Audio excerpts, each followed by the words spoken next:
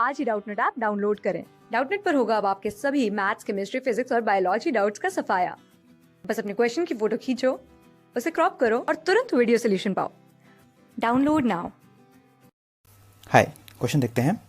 A list of species having the formula XZ4 is given below. आपके पास compounds हैं XeF4, SF4, SiF4, BF4 minus, CuNH3 whole 4 2 plus, FeCl4 2 minus, CuCl4 2 minus and PtCl4 2 minus. तो यहाँ पे आप देख सकते हैं आपके पास 4 कंपाउंड दिए हुए हैं वो सिंपल ज्योमेट्री से हैं, सिंपल केमिकल बॉन्डिंग से हैं, और बाकी जो 4 कंपाउंड हैं लास्ट में वो आपके कोऑर्डिनेशन कंपाउंड से हैं। ठीक है, तो हमको इनकी शेप निकालनी है और चेक करना है कि इनमें से कितने नंबर के पास कितने number of species having square planar shape. ठीक, स्टार्ट करते हैं। पहली ज्योमेट्री है हमारे पास XeF4। तो XeF4 ये आपके पास फर्स्ट ज्योमेट्री है। ठीक, XeF4 पे काम करने के लिए आपको पता होना चाहिए कि Xe के वैलेंस शेल में कितना इलेक्ट्रॉन होता है। एक नोबल गैस है, अगर नोबल गैस की बात की जाए तो उसके पास लास्ट में 8 इलेक्ट्रॉन होते हैं वैलेंस शेल में। ठीक, अब ध्यान से देखिए, क्योंकि ये जो कंपाउंड है आपका XeF4, जो भी कंपाउंड की आपको ज्योमेट्री चेक करनी होती है उसकी ज्योमेट्री डिफाइन करता है सेंट्रल मेटल। ठीक, और सेंट्रल मेटल यहाँ पे क्या है, Xe होगा, क्योंकि सेंट्रल मेटल को डिफाइन करने के लिए आपके पास कुछ चीज़ें हैं जिनसे आप बोल सकते हो कि H और हाइड्रोजन एंड फ्लोरीन कभी भी सेंट्रल एटम नहीं बन सकते, क्योंकि उनकी इलेक्ट्रोनेगेटिविटी फ्लोरीन की इलेक्ट्रोनेगेटिविटी काफ़ी ज़्यादा होती है, और जो हाइड्रोजन है उसका साइज़ बहुत कम होता है। तो सेंट्रल एटम वही बनेगा जिसकी नेगेटिविटी थोड़ी बहुत अच्छी होगी, कम होगी, और साइज़ जो होगा थोड़ा बड़ा होना चाहिए। ठीक है, और नंबर ऑफ कम्स किसके हैं तो वो भी हमारे सेंट्रल एटम की तरह काम कर सकता है। ठीक, इन सब चीज़ों को ध्यान में रखते हुए मैं बोल सकता हूँ कि जो हमारा Xe है वो यहाँ पे सेंट्रल एटम है, और जो फ्लोरीन है हमारे पास 4 फ्लोरीन है। अगर मैं 4 फ्लोरीन को अटैच करता हूँ 8 इलेक्ट्रॉन से, तो फ्लोरीन को आपको पता है फ्लोरीन की वैलेंसी 1 होती है, ये 1 इलेक्ट्रॉन से जुड़ जाएगा। सपोज फ्लोरीन यहाँ जुड़ गया, फ्लोरीन यहाँ जुड़ गया, फ्लोरीन यहाँ जुड़ गया, फ्लोरीन यहाँ जुड़ गया, तो हमको मिल रहे हैं 4 बॉन्ड पेयर, 1 2 3 4, और हमको मिल रहे हैं 2 लोन पेयर। ठीक है, 4 बॉन्ड पेयर हैं हमारे पास और 2 क्या है, लोन पेयर हैं। ठीक, तो 4 बॉन्ड पेयर 2 लोन पेयर, तो हमारा जो हाइब्रिडाइजेशन होने वाला है वो होगा sp3, 4 बॉन्ड पेयर हो गया, और d2, sp3d2। इसकी जो ज्योमेट्री होती है ये होती है ऑक्टाहेड्रल ज्योमेट्री, लेकिन शेप क्या होगी ये हमको चेक करना है। ठीक, तो ऑक्टाहेड्रल कैसे होता है, ऑक्टाहेड्रल कुछ इस तरह से होता है। ठीक है, और आपको पता होगा कि जो लोन पेयर अगर आपके पास 2 हैं, ऑक्टाहेड्रल ज्योमेट्री में सारी पोजीशन सेम है, लेकिन अगर आपको 2 लोन पेयर लगाने हैं तो वो हमेशा 180 पाएंगे। एक लोन पेयर अगर मान लो यहाँ आ गया, दूसरा लोन पेयर मान लो यहाँ आ गया, तो आपके पास जो शेप बचेगी F यहाँ, F यहाँ, F यहाँ और F यहाँ, ये आपका बन जाएगा स्क्वायर प्लेनर। तो हमारी पहली ज्योमेट्री कैसी है, स्क्वायर प्लेनर है। ठीक, दूसरी से बात करते हैं। दूसरा हमारे पास है SF4। ठीक है, SF4 का हाइब्रिडाइजेशन निकालते हैं। S के वैलेंस शेल में होते हैं 6 इलेक्ट्रॉन, 1 2 3 4 5 एंड 6। 4 F हैं, एक F यहाँ जुड़ा, एक F यहाँ जुड़ा, एक F यहाँ जुड़ा, एक F यहाँ जुड़ा, आपके पास बचा एक लोन पेयर। 1 2 3 4, 4 बॉन्ड पेयर हैं और एक लोन पेयर है। ठीक, तो हाइब्रिडाइजेशन क्या हो जाएगा, sp3d। sp3d इस हाइब्रिडाइजेशन की जो ज्योमेट्री होती है वो होती है tbp। अगर आप एक लोन पेयर लगाओगे, देखिए इसकी शेप कुछ इस तरह से होती है। यहाँ जो एंगल बनता है 120 बनता है, ये एंगल 90 होता है। ठीक है, ये प्लेन में होता है और ये अबव, मतलब ये हॉरिजॉन्टल हो गया, ये वर्टिकल हो गया।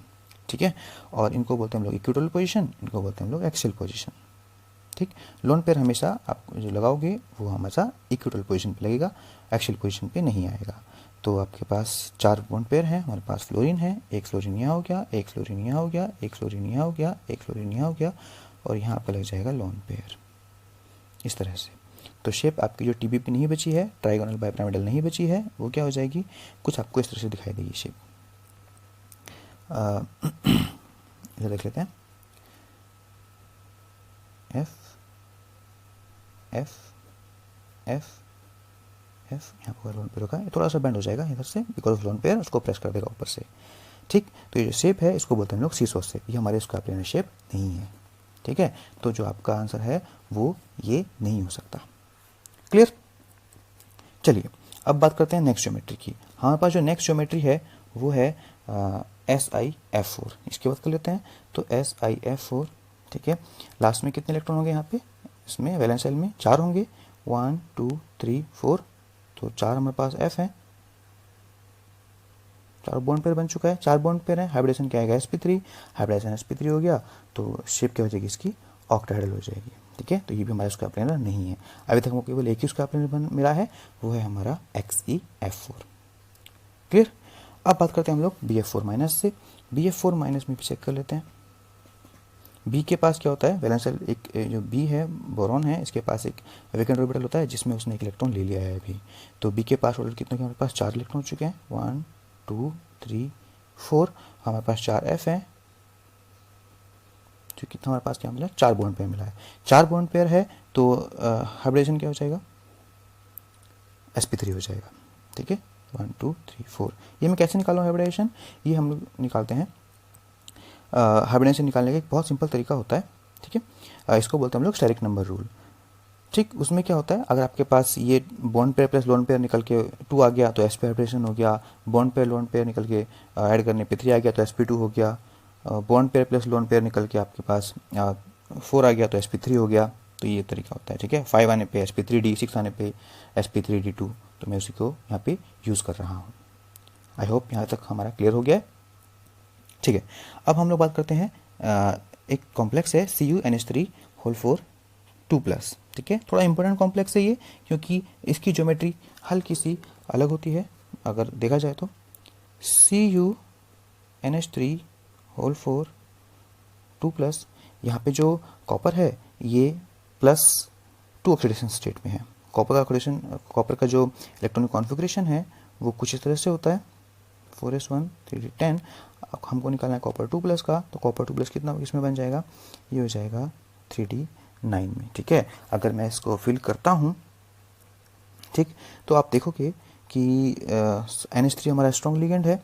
ठीक, तो फिल करने का ट्राई करता हूँ। एक ये लॉजिकल तरीका नहीं है। ठीक है, तो इसको फिल करने के आप देखोगे यहाँ पे एक इलेक्ट्रॉन हमारे यहाँ बच रहा है। ठीक, आप इसको कैसे फिल करते हो? अगर मान लो टेट्राहेड्रल भी होता तो कुछ इस तरह से फिल होता। यहाँ हमेशा इलेक्ट्रॉन बच ही जाएगा, और इस इलेक्ट्रॉन की वजह से यहाँ जो अनसिमेट्री आ रही है, ठीक है, तो इस क्या करता है? इस इलेक्ट्रॉन को 4p में भेज देता है, ताकि इसमें क्या हो जाए? सब कुछ सिमेट्रिकल हो जाए। इसको बोलते हैं हम लोग जॉन टेलर इफेक्ट।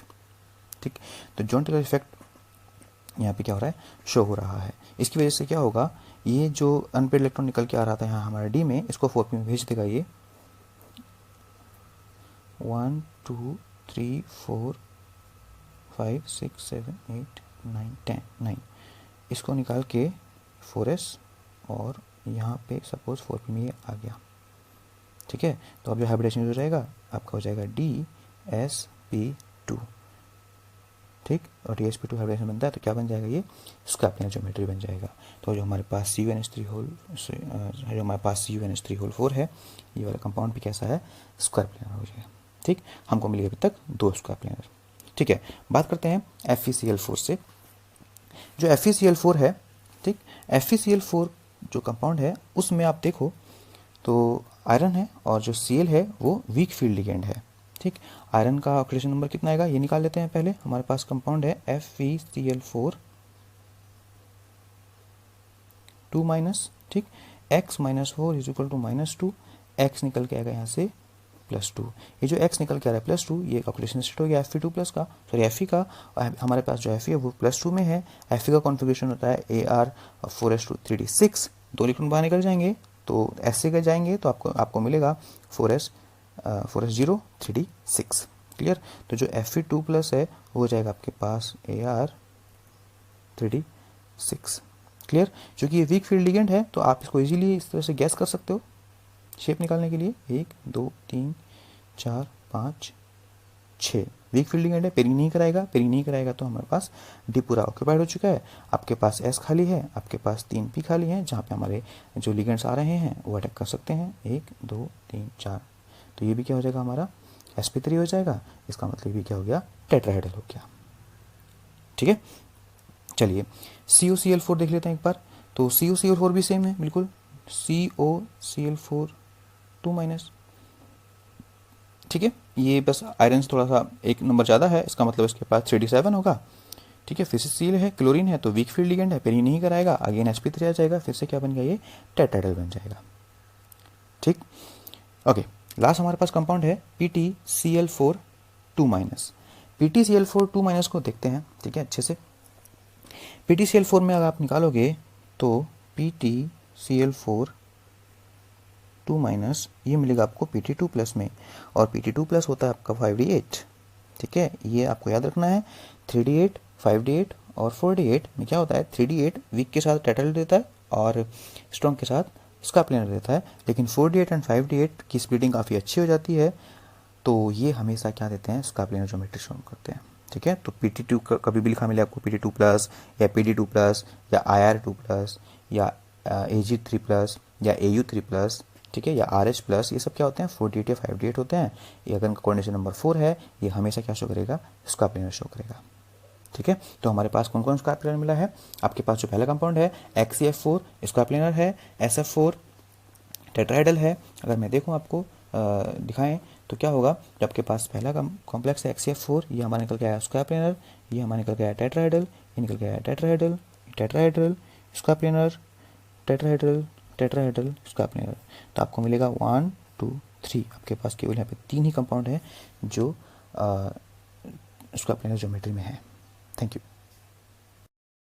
क्लास 6 से 12 से लेके नीट, IIT, JEE मेंस और एडवांस के लेवल तक 10 मिलियन से ज्यादा स्टूडेंट्स का भरोसा। आज ही डाउनलोड करें डाउटनेट ऐप या व्हाट्सएप कीजिए अपने डाउट्स 8400 400 400 पर।